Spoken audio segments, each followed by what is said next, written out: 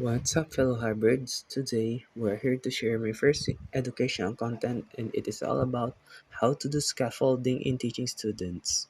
I was supposed to do something soon about math, chemistry, physics, or industrial engineering, but my boss just incurred a vlogging assignment and he assigned it to me, and that's how we get into this episode.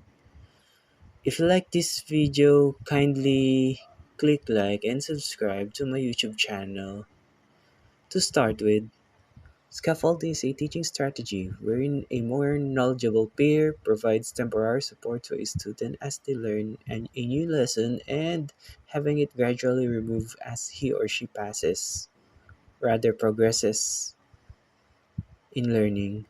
This method was devised by Jerome Bruner during the late 1950s, building on Vygotsky's zone of proximal development concept that describes the point where students can learn better, which is the point with the teacher's guidance. For everyone's info, the example comes from the math and tutorial class of my boss.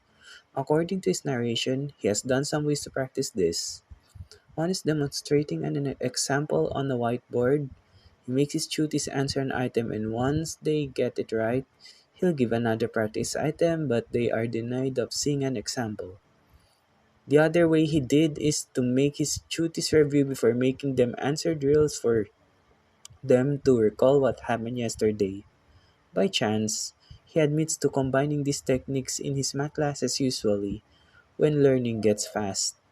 Recently, Boss has been thinking of doing a reverse scaffolding by handing a practice exercise, group work, and a demo on the same lesson to make sessions fun for his struggling learners, and its effectiveness is something he looks to see.